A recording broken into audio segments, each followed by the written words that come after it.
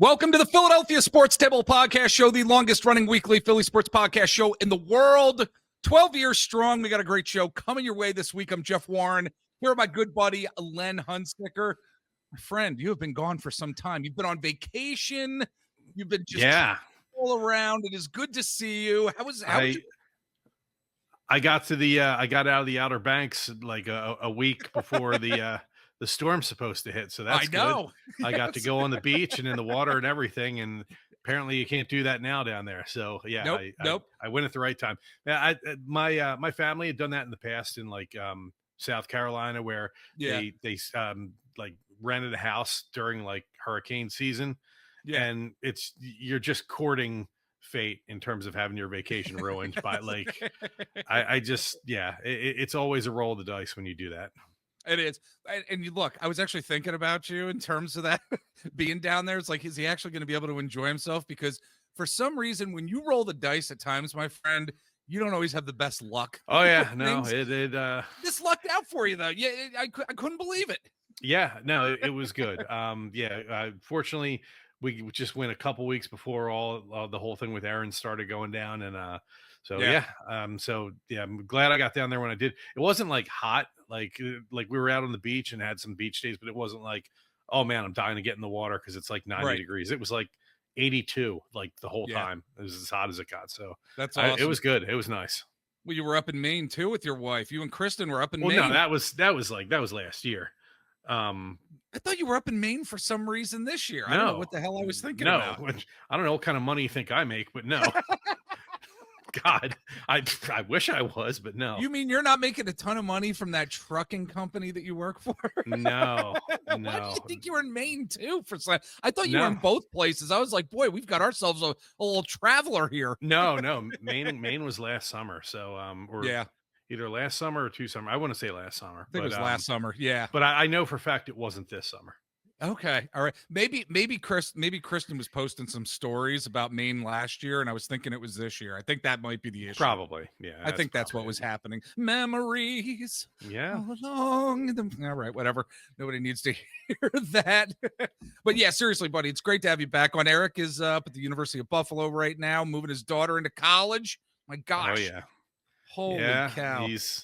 He's in for it tomorrow when he drops her off and leaves. Yes, I know. Tears are going to be flowing. I can imagine it now. My daughters are heading into high school just a week. It'll be you in a couple years, unless they go to Lehigh, and then they're just always around. Well, let's have them live on campus. How about that? Yeah, there you go. Even if they're Smart. 2 miles down the road. Yeah.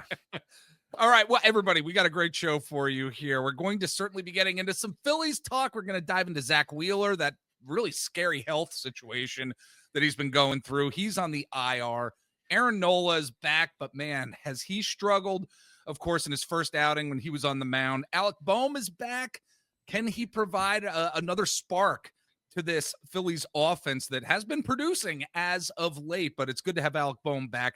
And then from there, we're going to get into some Flyers talk. It's been a while since we talked about this team, but the Flyers prospects and some of these guys in the farm system, they are poised to take a step forward under the Phantoms' new system that's going to be in place. We really haven't talked about the new head coach for the Flyers, but we're certainly going to be diving into that a little bit more. And then we're got a ton of Eagles talk this week. The Eagles definitely appear to have their next starting safety in Andrew Makuba after he's just had a fantastic preseason thus far.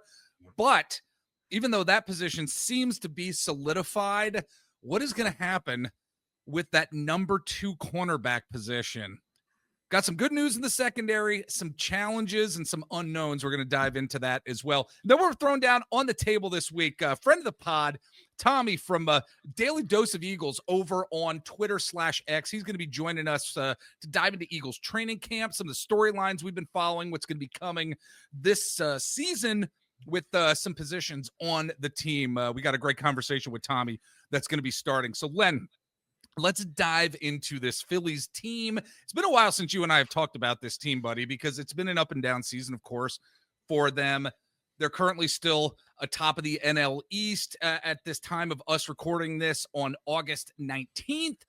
We're recording this Tuesday night. I know this is going to be dropping on Thursday this week, Len, but let's start off with Zack Wheeler. He goes on the IR with a pretty scary injury. Like I said, he was diagnosed with a blood clot near his right shoulder over the weekend, underwent a procedure down at Thomas University Hospital.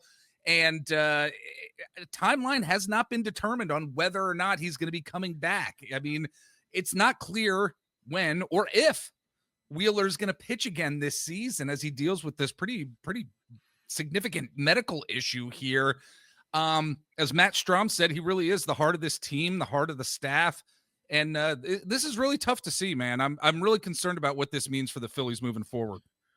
Yeah, it's really tough, and the word that you use there that I think is huge is if, because Yeah. I was reading a little bit about this whole thing, and the blood clot was removed in the surgery, so it's out.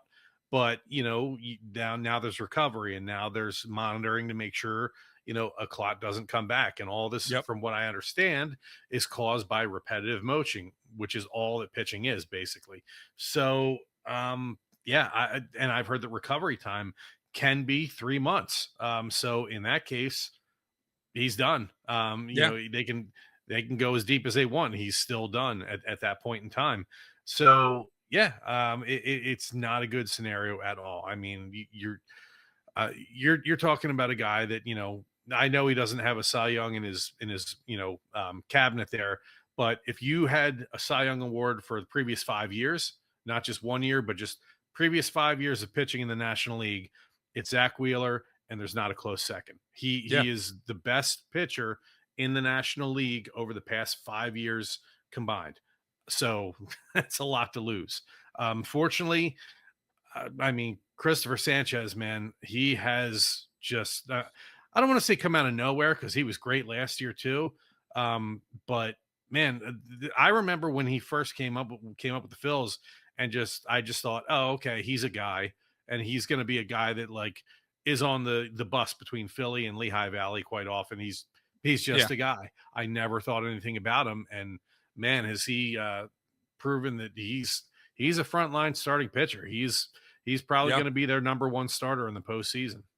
Yeah, So absolutely. Look, Len, we don't like to do a lot of hot takes on this podcast. In fact, I am finding hot takes anymore online, whether it's Twitter, X, wherever, to be so freaking annoying anymore. I mean, we're getting to this stage in social media where it's like, okay, hot takes get so old.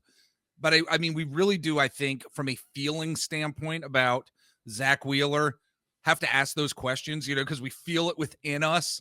Can this team actually do it? Can they get to the NLCS? Can they actually and potentially get to the World Series without having Zack Wheeler pitching?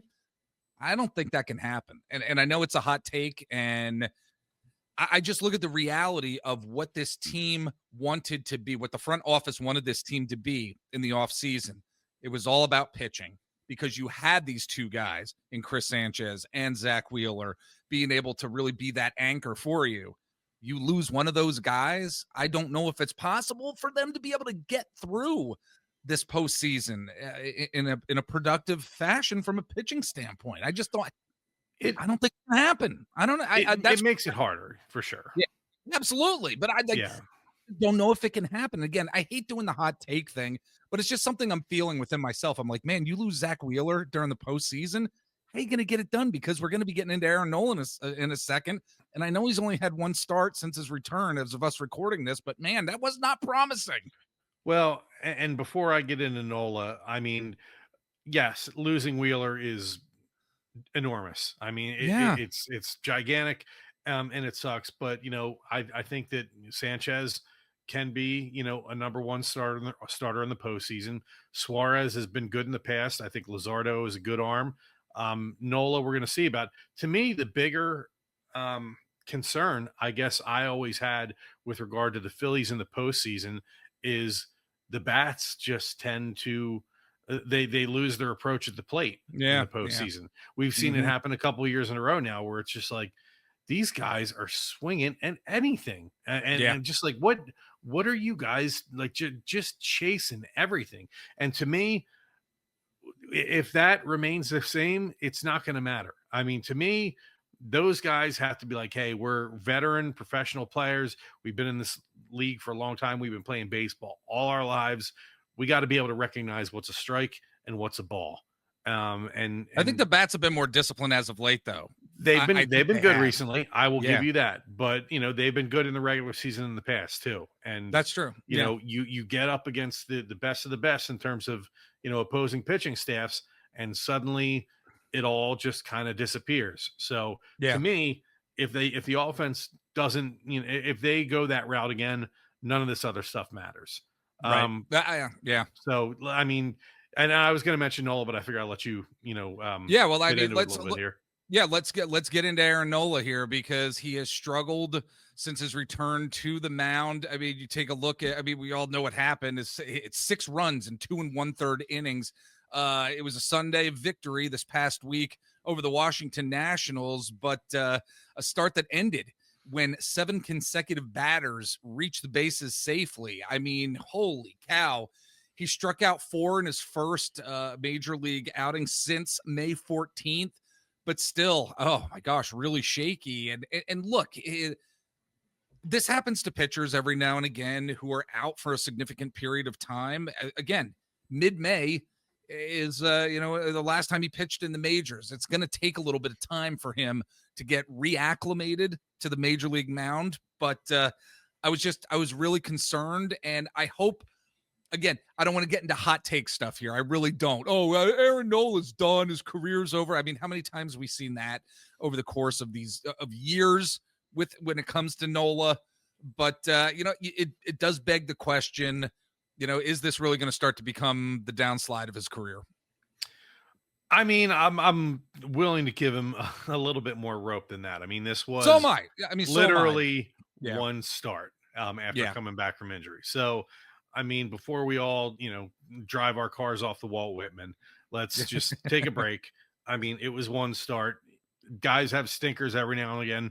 Zack Wheeler has had a couple stinkers this season. Absolutely. It happens to literally everybody. So let's just wait and see what happens there. I mean, give him a couple starts, maybe find his form. That could be something that he's still struggling with. I know when Harper came back from his injury earlier this year, it took him a little bit of time to find his timing at the plate. So that could very well be something that happens for Nola as well. But he is perhaps the key now to this pitching staff, because you have a guy that, he's being paid very handsomely. I would consider him, a number 2 starter when he's, completely right. And when he's doing what he's supposed to be doing. He's a good pitcher when he's doing what he's supposed to do. He's just got to get back to that point. And, you're always worried about, how many innings does this guy have on his arm this year? Nola's only at about 50 innings now, I think. Maybe the numbers are getting away from me a little bit, but I think he's only tossed 50 major league innings this year. So he should be fresh for when the postseason comes around. I know that, they manage a little bit differently in the postseason. You don't like to, send a guy through the lineup more than twice. But, if there's a guy whose arm can probably take that workload now, it's going to be Aaron Nola. So it's up to him to, hey, I'm the guy that you gave all that money to, and here's why. That's what he's got to do. So, folks, let's not, like Glenn said, let's not take our cars off the Walt Whitman Bridge at this point. There's certainly time. He is, quote, fresh as we get into this latter part of the season, and as this team is looking towards the postseason. So I agree, Len. I think look, we can't overreact with this. Yeah. I mean, if we're into mid-September and he's still doing this, okay, then we got a legitimate problem. But let's let him find himself a little bit coming off a long injury, and we'll see where we're at. Yeah. All right. Well, before we head to break, we do want to talk about Alec Bohm and his return, because I gotta tell you, after missing 26 games with a left rib fracture, he had a huge game, his first game back, hitting 2 out of 3, or hit a homer as well off of lefty Mitchell Parker in the second inning to double the Phillies' lead at that point in the game. It proved necessary again because Aaron Nola gave up those 6 runs at the top of the third inning this past Sunday. Alec Bohm was a spark in his first game back, and I think The one thing, Len, you know me, I've been an Alec Bohm defender now for years and years and years. The one thing that this guy has is resiliency. And resiliency means something in the game of baseball to me. When I look at players, whether they're injured, they're going from this team to that team, adapting to different atmospheres, environments, fan bases. Alec Bohm has resiliency here, and I think that's an important aspect of who he is as a player and what it means for this Phillies team overall.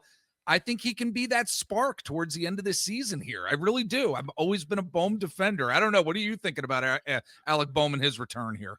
I think he's kind of got to be, the guy that we, think he can be like a 280 hitter, a guy that Yeah. can, that can drive the ball a little bit. I'm not looking at him as a huge power threat, but a guy that can, hit doubles into the gap and stuff like that. I mean, remember at the end of last season in the playoffs, Alec Bohm was one of those guys that just completely tanked in the playoffs.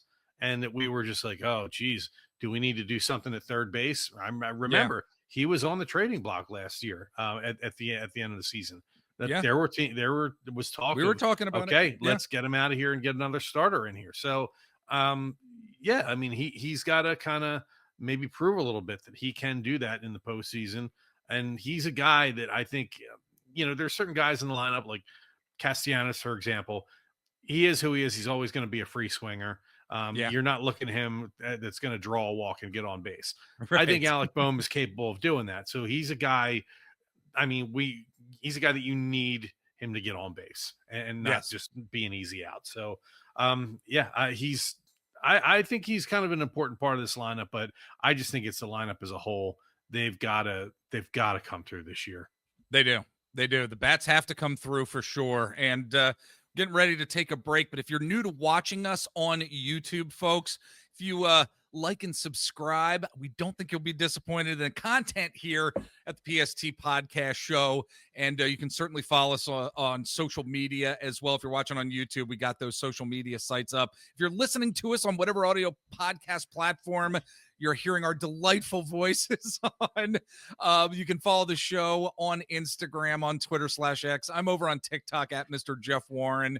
And Eric and I are over on Threads. We're over on Blue Sky. You can like our Facebook page as well. Eric and I are over on Twitter /X and Instagram as well. So with that being said, Len, we're going to take a little break here. When we get back, we got some Flyers talk, some Eagles talk. You got anything else with Phillies before we head to break? No, I mean, they've just been in the midst of a good stretch. It's good to see what they're doing against Seattle. The Mets have been helping them out in terms of going through some stumbles of their own. So that, I mean, that's been nice to see. Yeah, it's helped out a lot. So hopefully, both teams can keep it rolling with what they're doing. Yep, absolutely. All right, folks, when we get back from break, we're going to be talking about Phantoms, some farm system changes to the Flyers farm system, and we're going to dive into some Eagles talk. Stick with us. All right, we are back, and to dive into some Flyers talk, and in fact, some farm system talk, because one of our friends we've had on the pod a number of times, excuse me, she's a writer, not just at BroadStreetHockey.com, but PHLY as well, Madeline Campbell. She wrote a great article just on how the Flyers prospects in the farm system are really poised to take a step forward under the new system. And what is that new system? So as many know, the Flyers and the Phantoms, I should say, now have a brand new head coach in Lehigh Valley, John Snowden. He was named the head coach within the past month, I believe. He's going to be the new face of this Phantoms team, and he's going to be bringing a new system. So just to let you know in terms of what this system is going to be, some quotes from him in that article that Madeline Campbell wrote. He said, the style of play that we have, it's very aggressive, very fast, offensively attacking team. I want the puck. I want to value the puck. I don't want to give it away. I want to hold on to it. You want the puck? You have to earn it back. That's the way we're going to do a lot of things. I want to drive our offense up. We're going to defend the right away. We're going to check. We're going to move the game from our defensive zone to the offensive zone as fast as we can. And when we get there, we want to stay there. We want to grind them down. Len sounds a lot different than Ian Sounds great. LaPerriere. Yeah, sign me up for all of that. I mean, that sounds Jeez. very aggressive. Like Yes. they're constantly going to be forcing the issue, which is, I don't care what team you root for, what sport you're watching. You want a team that's going to push the action and kind of Yeah. dictate the pace, and that's what it sounds like Snowden's going to do here. So I'm all Well, for it. And it seems, I mean, based on Madeline's article here too, it sounds like he and Rick Tocchet are basically married to that type of approach. He said Rick Tocchet and I have a very similar approach in what makes a player good and what makes a player hard to play against. So for us, it's about being able to play with people around you, like inside contact, guys on your back, inviting contact. We feel the same way because it's hard to play against them. I mean, if we see this level of play with the Flyers then as well, this is going to be some different hockey. It's going to be some fun hockey, and it's going to take these guys, especially in the farm system from a developmental perspective, to another level. I mean, she mentioned players like Hunter McDonald that could excel in this type of system. Ethan Sampson, Oliver Bonk, Alex Bump as well, based on their skill level. And yes, some of these guys may not be making it to the NHL level. They may not be making it to the Wells Fargo or what is it, Xfinity Mobile Center Yeah, I now. think that's what it is now. Yeah. Damn it, we got to freaking. It's what not it just is going this to roll week. off my tongue. It's Yeah. not going to roll off my tongue anymore. Damn it. But not a lot of these guys. Well, who knows who's going to make it up in the future? But the fact that there is a certain skill set and expectation, that is going to be in place in Lehigh Valley, I think it bodes very well for what these guys can do possibly at the major league level. Yeah, no, exactly. And Or as long NHL as, level, I should say. Yeah. well, yeah, I know what you mean. As long as the message is the same throughout, because we complained about that last year where, Yeah. they're hearing one thing in Lehigh Valley, and then when they got up to the Flyers, Tortorella was telling them different stuff, and Yes. you're just kind of playing with your head on a swivel because you don't know what the hell you're supposed to be doing. So as long as the messaging between Snowden and what Tocchet wants up in Philly is clear, we're doing the same thing. We're using hopefully a lot of the same terminology. Then yeah, that's great. And that style of hockey that Snowden is talking about, and that I think that Tocchet is going to try to do as well, is a fun brand of hockey to watch. So yeah, I'm looking forward to all that this year, and I think that they have a good chance of being successful. I mean, I think a lot of the names with Lehigh Valley are going to be similar to last year, perhaps going to build some continuity. I don't know if Oliver Bonk is I know there's like an age limit thing with the AHL. I don't know if he's there yet, if he's going to be on the team this year or if he goes back to London, but I think he's AHL ready. So I'm pretty sure I'm sure he's AHL level ready this fall here. And I think that a lot of spotlight's going to be shining on him.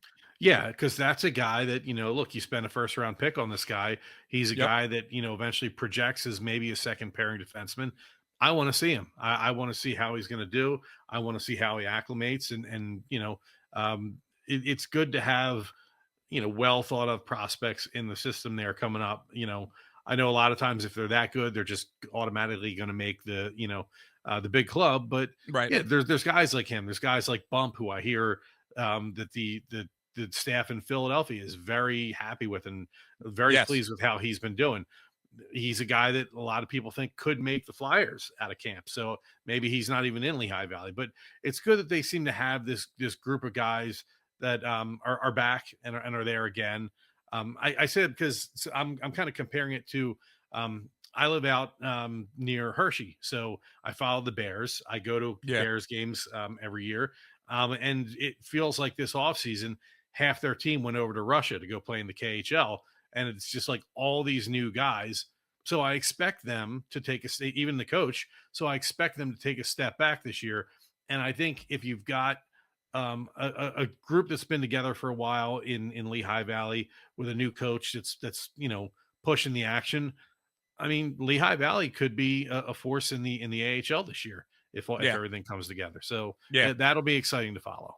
It's interesting what you mentioned with Alex Bump. Like he could potentially be on the Flyers roster. I mean, his offensive acumen is already, I think, pretty well developed from what we saw. I mean, he showed a lot in the Yeah. AHL playoffs. I mean, it was a real testament to that. But his game did drop off in that postseason appearance to the point where his game still needed some fine tuning, but that offensive acumen is definitely there with him, Yeah. and I want him and Bonk to just be standing next to each other, just Bonk and Bump. I can see that be a good What a marketing dope. slogan. Yeah, I know, Yeah. what a dope. I'm like, oh, Maybe you Bonk and should Bump. maybe you should call the Phantoms and try to get a job there in their marketing department. I think they would give me the middle finger and say, why don't you go back to Bethlehem? There you, there you go. Go screw yourself, Mr. Warren. So, all right. Well, there was some good Flyers talk there. I can't wait for the season to start. I can't wait for the season to start. Folks, go back in the feed. Table Talk show this past week. Ryan Quigley from BrushStreetHockey.com was on. We had a great talk about the Flyers and just what this offseason was and what we were able to expect, or what we should be expecting this coming season. So, buddy, before I let you go, got to get into some Birds talk because the season's almost here. Yeah. Season's Yes, it almost here. is. Oh, God, a lot of injuries on this team. Lot of injuries happening. But specifically, I wanted to get into with you, Len. I was really concerned when CJ Gardner-Johnson left in that trade. It was like, man, they only had him for 2 years. They only had him for 2 total years during his time with this Eagles defense. And he made such a dramatic impact. 6 interceptions in both seasons. And it's like, man, you lose that type of productivity. You And lose the that type of attitude that he brought. energy. Yeah. Yeah, the energy and attitude. Yeah. Absolutely. But now it seems that the Eagles do have their next starting safety that's going to be playing next to Reed Blankenship in Andrew Makuba, a rookie who has been fantastic in this preseason so far. I mean, we saw that pick 6 interception. Oh my gosh, it was great during the Browns preseason game. Had a fumble This is recovery too. Yes, Yeah. absolutely. Great news. I'm feeling better about the safety position. We've talked a number of times during this offseason about how that could potentially be a weak part of this team. I'm feeling better about it. Good news for the secondary. However, there are a lot of questions about cornerback 2. Who's going to be opposite of Quinyon Mitchell? Who's going to be opposite of him? And Vic Fangio has basically said at this point, he admitted they don't have any answers right now to the second cornerback position. I mean, right now, you can mention Jacorian Bennett. I think Adoree Jackson has actually played his way off the team. I really don't think he's going to. I'll be surprised if they do actually keep him. Mac McWilliams is another guy competing for this job as well. I mean, they're talking about moving Cooper DeJean outside full time here.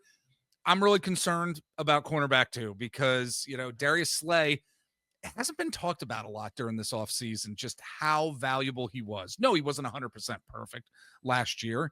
However, man, he made some great plays. His veteran leadership. I think this could be the thorn in the Achilles heel in this Eagles defense, for the first few weeks of the season here, man. I'm a little concerned here. Yeah, I mean, it's a passing league, so yeah. I mean, people are going to be there's going to be quarterbacks that are just eyeing that other side of the field, whatever side Mitchell isn't on. They're going to be focusing on targeting that area. So I don't know, if they're confident enough in DeJean at this point to move him to the outside. But even if you do that, then okay, do you have somebody that you trust in the slot? Because we know what DeJean can do as a slot corner. We know how good he is at it, and if you don't have to move him off of that, you really don't want to. Right. But I unfortunately think at this point, maybe he's the Keely best Ringo isn't option. lighting up. Yeah, Keely Ringo is not lighting things up either. I mean, there was the hope that some of these guys who have been depth positions, Yeah. for a while now, were going to be able to really step up. And Eli Ricks, come Yeah. on. Ringo was a guy that I really kind of had hoped Yeah. would kind of step up, and I've been a little disappointed in the fact that he hasn't been able to, because I think if you gave that outside corner spot to DeJean, I think he could do it. But again, now you're making another position weak too. Well, So exactly. Then who's going to unless take you over that have slot? one Hmm. of those guys that maybe, and you're running out of time in the preseason, but I don't know if they've been cycling those guys in the slot corner position and seeing if any of them are good enough at that to, maybe just take that role and make it at least passable while DeJean bumps to the outside. I don't know if any of that has happened, but you're going to have to come up with some answers there. I don't like it. I just don't like that. With Cooper DeJean, what we saw last year, playing in these nickel packages that Vic Fangio enjoys playing, and even the dime packages that he enjoys putting out on the field. That slot corner position is so absolutely critical. I'm Hmm. not saying that cornerback two isn't. Of course it is. Especially when you're playing a team, like the Bengals, when you have prolific wide receivers like T. Higgins and Jamar Chase, There's you're going nowhere to to need to hide. have, Yeah. yeah, exactly. But you're also going to need to protect that over the middle part of the field and have somebody that understands, what they're reading in terms of Yeah. the offense. And Cooper DeJean is so good at that. I would hate to see him moving out to the outside. I really would. And I don't know, losing Darius Slay kind of stinks here.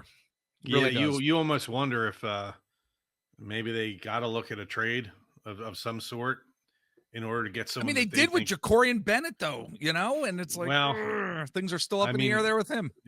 you might need a bigger name than that. I know. I know. I know.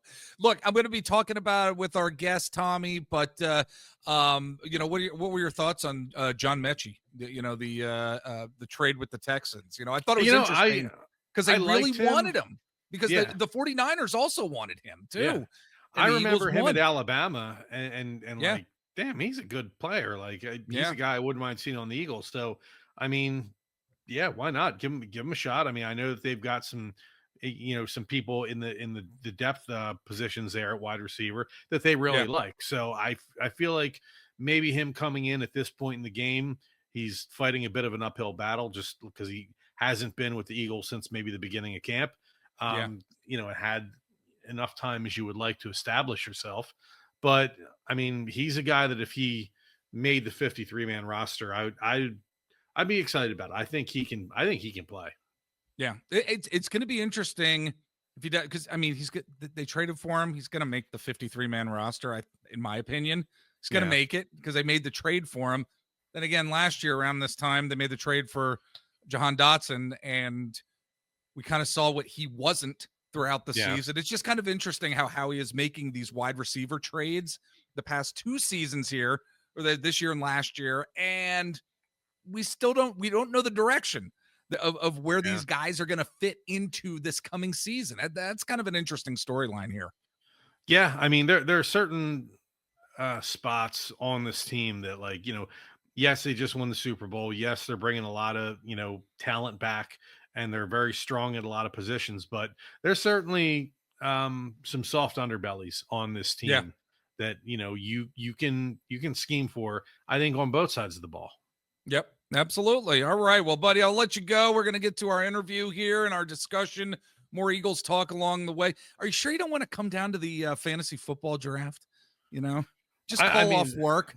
I can't do that because I'm the only person there. I So will call them and say, look, he is really sick. they don't He's care about on you. the turlet. They couldn't care less about you. Really? And yeah, I would literally rather be anywhere than at that place. I know. And I know. I mean now and forever. Um, yeah, if you're hiring, Ooh, if you're hiring folks out there, get in touch with Len Hunsicker. yeah. Oh, wait, you're not on social anymore. What are Uh, we going to do here? well, they can contact you, and you can be Email my the show, my folks. yeah. Email the show. Here we go, folks. PhiladelphiaSportsTable@gmail.com. See how I dovetailed that right in there? There you go. And you were talking about hot takes earlier. I mean, you don't get tired of hot takes if you're not on social media. Just that saying. Is very true. Something to give some thought about tonight. There you go. Right, folks. PhiladelphiaSportsTable@gmail.com. If you'd love to email us about any topic here on the show, we'd love to hear from you and respond to your email. And Len, I'm going to let you go, buddy. We'll see you later. We got more Birds talk coming your way, folks. Stick with us.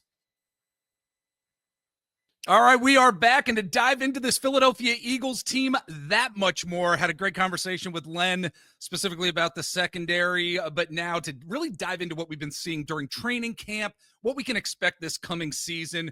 We've got our good friend Tommy's over on Twitter/X. Search out Dose, man, because he has got fantastic content, really, your daily dose for the Philadelphia Eagles, and he's doing great things over on Twitter/X. We got Tommy. Buddy, man, how you doing? And thanks so much for jumping on. Doing good, man. Appreciate bringing me on back, man. Real excited. Yeah, absolutely. But I cannot wait for this season. I mean, I will say first and foremost, kind of stinks that there are so many injuries going on with this team right now. I think a lot of us have this little bit of nervousness in the back of our minds about what's happening from a health perspective with this team and how that's going to translate to certain aspects of what we're going to be seeing on offense and defense. But I first wanted to dive into the defense first, because like I said, my co-host and I, we were just talking about cornerback number 2 on this team and what this position may look like this coming season.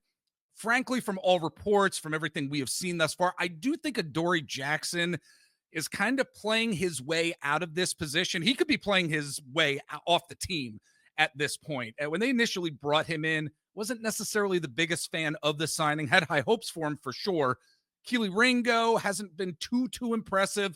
Jacorian Bennett that they get in the trade, he could be that cornerback number 2 position. So let's start off here talking about where CB2 may be going this season. What are your thoughts here, Dose? You know, I looking at the depth chart, just off the top of my head, if I were to put a depth chart, it would probably go Keely Ringo, Jacorian Bennett, and Adoree Jackson. I feel like we watched the Bengals game. Both of them just struggled right off the bat. I mean, they were attacking Ringo right away, and people would go to his defense. Oh, he was guarding Jamar Chase. Well, he's going to guard those guys. He's going to. Yes. I mean, we're going to have Quinyon follow wide receiver 1. Of course, we cannot allow the CB2 spot right now to stay on the same side. Quinyon has to shadow these guys. So, I mean, you look at our schedule, man. Like, we have the Vikings, like we have the Lions, we have the Commanders even. Now, I know the Terry situation is completely out of control right now, but let's just say he does come back, man. Like, yes, Ringo or one of them got to guard Debo. And these Malik Neighbors, by the way, in New York. These wide receiver 2s are getting better and better each year. I mean, let's put this into perspective. Devontae Smith is a wide receiver 2. Yeah. I mean, T. Higgins is a wide receiver 2. Addison, Waddle. These are some guys that could be wide receiver 1s on half of the league. Right. So we saw Slay last year, he could keep up with them. He's one of those guys. A younger guy like Ringo, it's tough. Adoree Jackson's a veteran guy, so there's a little bit more, okay, maybe we're a little bit more comfortable. But, then we watched him guard wide receiver 3s against Cincinnati, and it just wasn't strong. I think bringing in Jacorian Bennett is a good move. The little we saw from him with the Raiders showed real well, really battled out of injuries. But, I mean, we saw him against Cleveland, played real well. If I had to guess how it's going to go based on what I've been seeing, what I've been reading, what I've been talking to some people about, I think you're going to see Adoree Jackson week 1. I think that is the consensus. I've seen, Elliott off of 94 say it. Vic has been starting, Jackson more with the first team at camp. But I also think we might see more of a rotation when it comes to certain teams. Okay. I personally think I'm a big fan of Bennett. I think Bennett's going to be a real good guy for us. I think if he could stay healthy and stay on the field, I agree. Vic's going to have him in positions where he can succeed. But it's definitely concerning because you do look at the schedule and some of the teams we play have great wide receiver 2s. And I just think Keely Ringo hasn't picked up on it yet. I don't think he's comfortable 100%. I don't think it's all there. I don't think Adoree Jackson's all there. I think they brought in Bennett because they saw those two and went, all right, we definitely need to do something. Yeah. I think Bennett is going to be the guy that does get in the most, but I think week one, from what I've seen, you will see Adoree Jackson. Yeah, interesting. It's going to be interesting to follow and how the development of that number 2 cornerback actually manifests itself during the course of the season. Because, I mean, all these guys are, quote, projected to potentially have a higher ceiling than what we're seeing from them now. But, you know, I mean, as we're moving along here throughout camp, you know, and it happens every year, Tommy, it happens every single year. You see certain studs that you're like, you know what, they're really going to be contributors this year. And then you also see weaknesses throughout camp too. And I want to get into this right now. So let's get into the studs that you've been seeing so far, or a stud, and then we'll end that part with the weak player on the defensive side of the ball. So who is the one stud in your mind that's really going to help take this Eagles defense to the next level? If it's maybe somebody who maybe is surprising for you, or somebody that you've really been honing in on, who's that stud in camp from a defensive perspective? Man, I'm in a big Eagles, group chat on Twitter. We were actually talking about this the other day because we were like, hey man, like we did lose some core guys. So like, I have 2, but one of them, like rookie safety Andrew Makuba, he's battled injuries early. He really has. But man, every time he's on the training, he's in training camp and he's on that field. I mean, the tweets about him are they're eye-opening. He's all over the field. We saw what he did against Cleveland, the pick six, the fumble recovery. He was flying around everywhere. But due to the injuries we've seen so far, I'm not going to use him as the stud on this defense. I really think so far the stud, at least that I've read the most about, it's got to be Jihad Campbell. Yeah. Everything I've read about him is he's guarding the running back out of the backfield, sometimes covering Goddard. They're putting him at edge. It seems like he can do everything. And I think the versatility is going to be good for him in this defense because, yes, he can play cover as a middle linebacker. He can pair up with Bond. But when Nakobe comes back, he can drop down to edge sometimes. He can cover the running back out of the backfield. I've read so much about this kid that's positive. I haven't seen one thing about him struggling. Yeah. Not one. And the people I follow, they are definitely not shy about saying the Eagles are struggling. I'll tell you that. Philly reporters, they will let you know. But I haven't read one negative thing about this kid. And it's just, sure, with the question mark when he got drafted was the injuries. We haven't heard anything about it. Now, injuries are going to happen, but I really think what Vic can do with this kid, this linebacking core is probably the best we've had in 15, 20 years. Oh, absolutely. On the flip side of that, who do you think is the weakness on this defense here in terms of, that one weak player that may potentially be a concern here? What are you thinking? I really don't think there's one player. I know we discussed the CB2 position, but I do want to note, I do think the true weakness is the safety room. A lot of the concern is around that center field role. CJ played a great center field role last year. Stayed up top a lot, safety help on some corners here and there. But now you take him away. Your safety room goes as follows. Reed is your number one safety on that one side, and then under him is Tristan McCollum. Then you have Then you have Sidney Brown and Makuba batting it out. One of them go down. We don't have many safeties. Yeah. And Reed is not a huge cover guy. He's just not. He's good at kind of roaming the middle of the field. So I think as a whole, the safety room is my biggest weakness. And I've seen a lot of things about Justin Simmons possibly being a candidate to bring in. And I just think that overall, if Reed ever went down, this safety room's in deep trouble. I really think it is. And that's a place where, CJ played great, very good there last year, but at times – safety room was sometimes an issue. So now you take away CJ and you leave Reed to kind of carry the workload. You got an inexperienced safety in Sidney Brown because he hasn't played much there. Came back from an ACL. You have Makuba, who's a rookie, who's battling injury now. So who knows if he can even stay on the field for a whole season. Right. And then Tristan McCollum was a big special teams guy and got in some of those games later in the season when we were up a bunch. So there's a lot of inexperience in that safety room, which is, to me, the biggest weakness on the defense, and it's a huge concern because you need good safeties. Absolutely. Definitely a concern. I mean, from a depth standpoint, like you're talking about, one guy goes down, that could be a ridiculous negative domino effect for sure in terms of the safety position. But let's move over to the offense now here, Dose, because I want to get into John Mechie, new wide receiver that was just acquired this past week, played 29 games for the Texans, only starting in 3 of them. He's got a total of 412 yards on 40 catches, 1 touchdown during his tenure in Houston. I've been trying to think, you look at what his stats are, you look at, your eye test when you're actually watching video of him and what he was able to do in Houston. I'm wondering what type of aspect he's going to bring to this offense. And I'm wondering, do you see him as a key part of this wide receiver group and how he's inevitably going to be utilized in the passing game? What are your thoughts here? I'm a big fan of John Mechie, and I tell people this that I've been talking to recently because I think a lot of people, I love diving into, players and football and all that. I've really become a big student of the game. And if you take a look at Mechie, just based off the eye test, if we're looking at stats alone, they're not great. But nobody knows. But then you dig deeper why. He missed his whole rookie season. Right. Battling leukemia. I mean, he missed a whole rookie season. He comes back. That wide receiver room is filled with Nico Collins, Tank Dell, Noah Brown, the addition of Dalton Schultz. So that second year, you're the 4th option on that offense. Then the next year they bring in Stephon Diggs.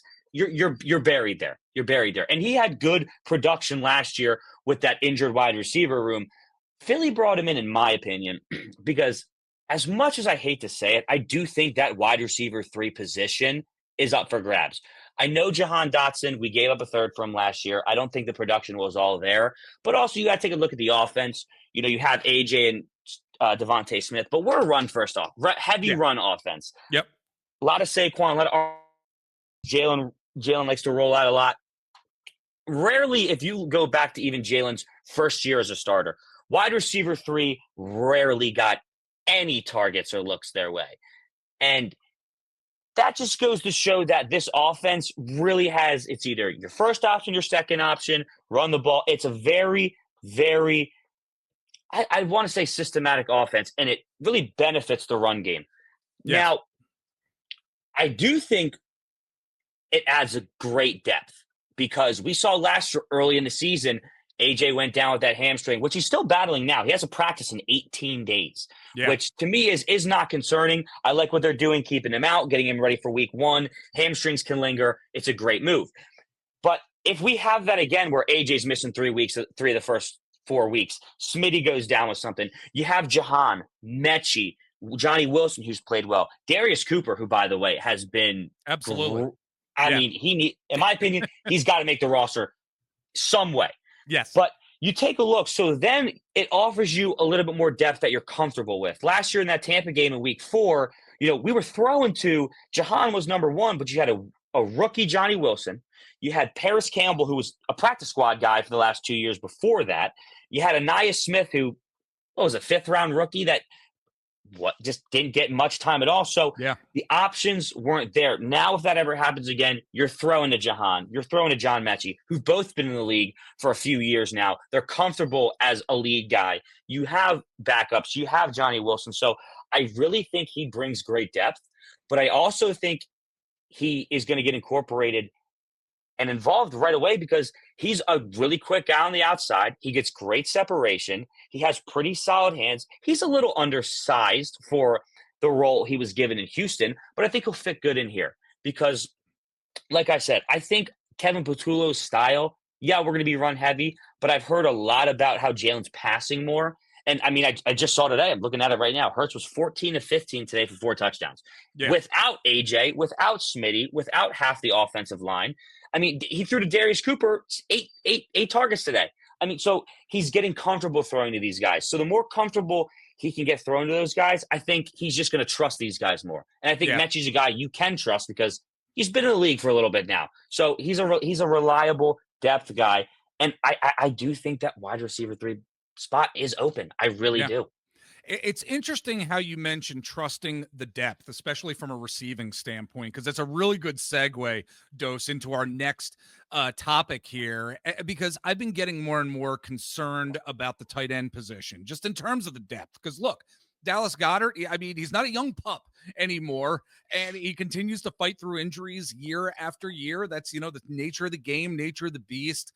Yet, we know how key that he is, as you just mentioned, for the success of this offense. Honestly, I don't think the Eagles win the Super Bowl without Dallas Goedert. They don't win the Super Bowl without a lot of various moving parts of that Eagles offense from last season.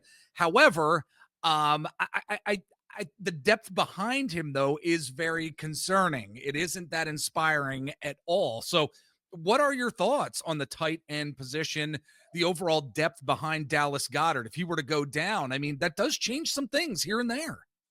I definitely think the depth at tight end is a little thin. And with Dallas Goedert, he was a question mark this offseason. Were we going to re-sign him? Were we going to trade him? I made a few posts about it just to see what people thought. I mean, he's a 30-year-old guy, right? He's getting into those 30s. He hasn't played 15 games in a season since 2021. In 2022, he played 12 games, with 702 yards for 3 touchdowns. 2023, played 14 games with a little under 600. And then last year, I mean, he played 10 games. He played 10 games last year. And he is when he's on the field, this offense is at a different level. Yes. He is great. We saw him in the playoffs. Phenomenal. However, he's one of those guys that do go down. They traded, I think it was Harrison Bryant they traded for Mechie. Yeah. Traded him. I think he was more of a bubble guy. Grant Calcaterra, I've said it before. I trust Grant. I do. I think when he had to step up last year, he played pretty well. Pretty well. I agree. mean, he seems comfortable in that role. Obviously, he's not your ideal tight end you want long term. Could he be? For sure. Who knows how he would play as an everyday tight end one? We haven't seen that yet, so you can't write him off. But the depth is definitely not there. From what I've been seeing, I could see possibly Johnny Wilson getting converted to a tight end to keep Anaya Smith, Darius Cooper on the roster as well. I mean, he's what is he, one of the tallest receivers in football? 6'6", 6'7"? Yeah. He's a pretty big guy, right? I've been seeing when he's on the field not getting targets, pretty good in the run game with blocking. He's just a big body. I'm just thinking outside the box. He could be moved over there. But the depth is definitely concerning. And I think that's why they were bringing in some guys this offseason. We were signing some tight ends. We were moving some people around. You take a look at the depth right now. It's Dallas Goedert, Grant Calcaterra. Nick Gates is probably going to get cut. Yeah. He's just one of those training camp bodies, hasn't made much of an impact. So then realistically, you're stuck with 2 true tight ends.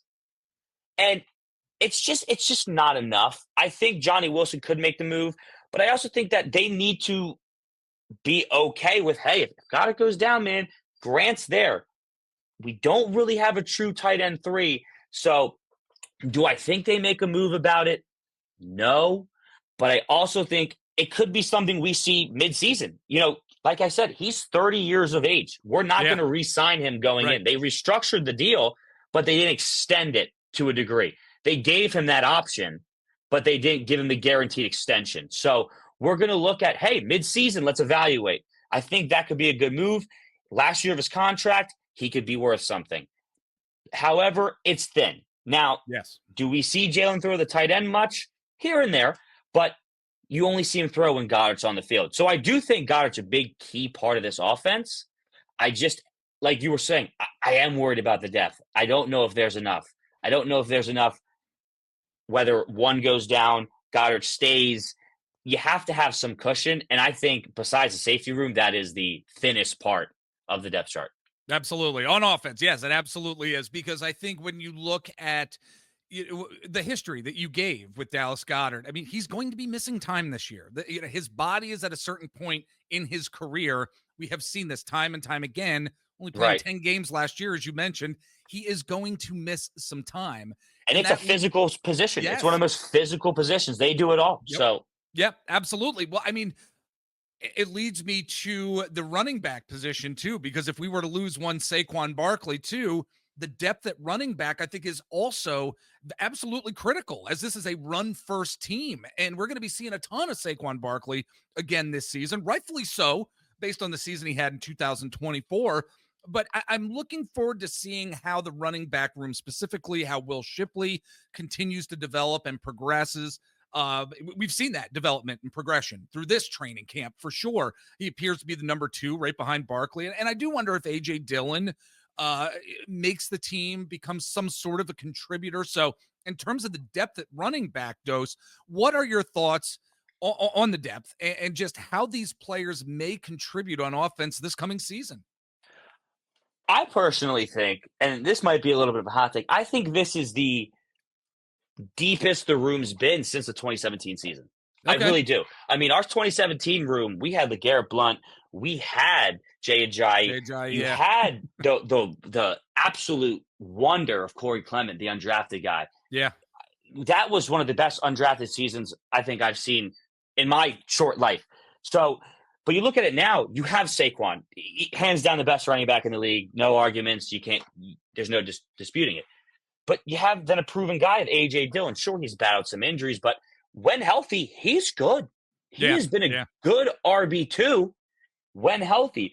Will Shipley's a guy where we've seen flashes here and there, really quick, can fit through some good gaps, can burst speed if needs to be. I think this is a good room. If Saquon were to go down, which the running back, it's a position, a lot of wear and tear in that position. We've seen it over time. Christian McCaffrey, let's go to his career. Yeah. Every team he's been on abused him every year, rightfully so, but it catches up to you. So, but with the O-line we have, I think that gives a little cushion to the depth. I think if Saquon were going to go down, maybe the production wouldn't be as high, but Shipley and Dillon could still manufacture good play and good production, because behind that line, I'm not saying that line is the only reason our running backs have been good, but look at the drop off of DeAndre Swift's production from the year he was with us to his year in Chicago. I mean, your O-line is going to set up that run game. Saquon's full potential was unlocked with us. Right. DeAndre Swift's full potential was unlocked with us. Yeah. As is Miles Sanders was. So you go look now, Saquon goes down. We're going to get to see these two's full potential. And I think every running back does have their full potential, but it's all not the same. Swift's full potential and Saquon's were not the same. So behind this O-line, God willing, they stay healthy, I think the run game is going to be fine. I think that depth is going to be okay. Because Shipley, he's shown us some runs even last season that were impressive, like the one in the NFC Championship game. I mean, he almost took it 50 yards to the house. So you get an O-line like that, I really don't think the depth is much to worry about. I think Dillon's health is something to worry about. Right. If he were to battle injuries and then Saquon goes down, then we have an issue, because Shipley cannot carry every game. You got to give your running backs a chance to breathe. That's where I think Kenneth Gainwell was a tough loss for us last year, but understandably so. He's going to go get a lot more time in Pittsburgh. So as of right now, I don't think there's much worry about the running back depth, because I think Saquon will get most of the carries, short yardage, maybe near the goal line. You plug Dillon in there, bigger back. But I think for now, this depth is honestly one of the things I'm most comfortable with. It looks great. Well, I agree with you completely. And I can't wait to see how these guys behind Barkley are going to be able to contribute in their own way this season. Fingers crossed that Barkley stays healthy, of course. But as we're moving along and finishing up our conversation here, Dose, I finally want to get into one guy, and that is the leader of this team, Jalen Hurts. My gosh, we have all, us Eagles fans, have come to love him, of course, for so many reasons, mainly bringing another Super Bowl, helping to bring another Super Bowl to the city of Philadelphia. But the one thing with him, and it never ceases to amaze me, there's always seems to be drama, whether it's made up or whether it's, legit, whether it comes to, the quarterback position in Philadelphia. Seems like Philly Sports Talk Radio constantly needs to make some sort of issue out of the quarterback position, even though your quarterback is a Super Bowl winner and the Super Bowl MVP, for God's sakes. I mean, he's gone to 2 Super Bowls, won one of them. Again, the MVP of last year's Super Bowl. He continues to grow as a player, yet whether it's the national media, some within the Philly sports talk world, we see disrespect with regard to Jalen Hurts. And it bothers me, quite frankly. And I can't seem to grasp why it's there, given what he has done so far during his NFL career for the Philadelphia Eagles, and how, again, he continues to grow as a player here. I mean, what are your thoughts on the disrespect that some folks out there give to Jalen Hurts, and what it means and what it doesn't mean? What are your thoughts here as we're closing things out? I think when it comes to talking about Jalen Hurts, a lot of people do not give him the credit that's deserved because of, I think there's a few factors. I think you take a look at the team around him. Yeah. And they go, oh, he's got A.J. Brown. Yeah. Oh, he's got Devontae Smith. Oh, he's got this. But let's backtrack.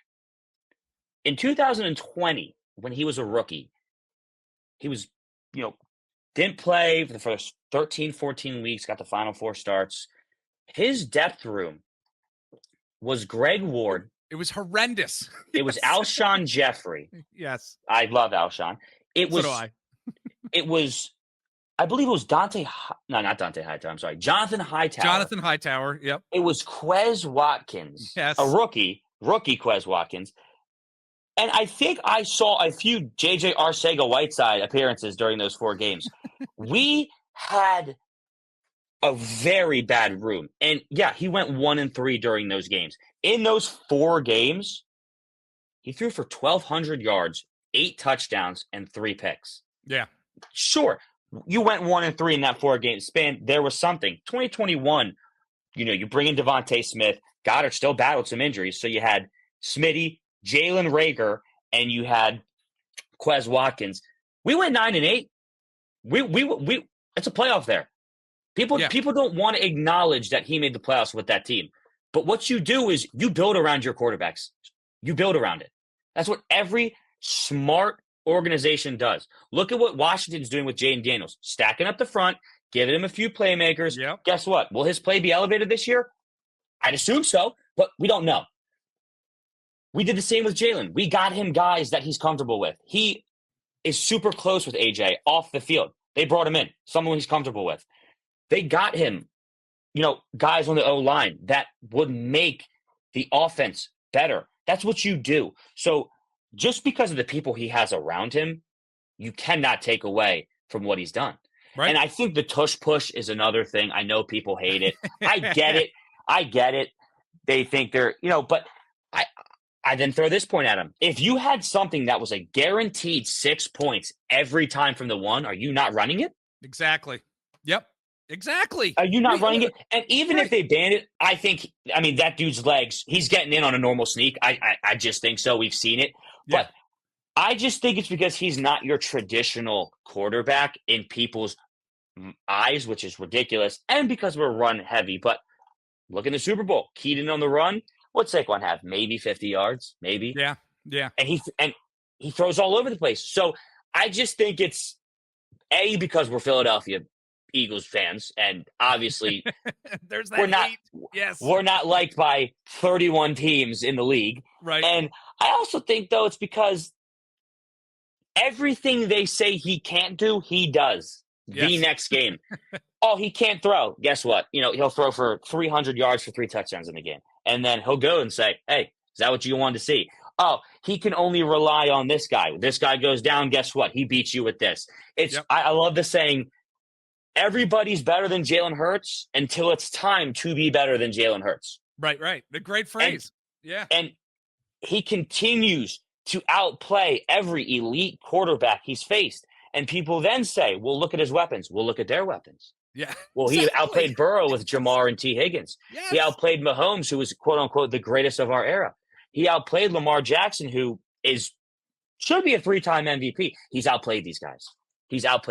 So why doesn't he get his credit? But I enjoy hearing, oh, he's not top 5, he's not this, because I think if they did give him his flowers, I think maybe it could play out a little differently. I think the team feeds off that. I think he feeds off of that. I know he sees it. We've seen we've seen his responses to some of this. So I think as long as he's that underdog and that, okay, he's not this, he's still going to be that guy in Philly. And whether you like it or not, when it's all said and done in Philly, I think he'll be QB1 in Philly history. Absolutely. I think you're absolutely right, too. Boy, what a great way to end this discussion and this podcast episode. Again, folks, our friend Tommy, daily dose of Eagles that you can find over on Twitter/X. My friend, let everybody know where they can find you over there. You're putting up some great content over there. Appreciate you coming on here. So let folks know where they can find you out there. Yeah, guys, you guys can find me at PHI_dose on Twitter. I appreciate it. I had a real fun coming back. Hope to talk to you again soon. Really hoping the Eagles could do something this year, man. Go Birds.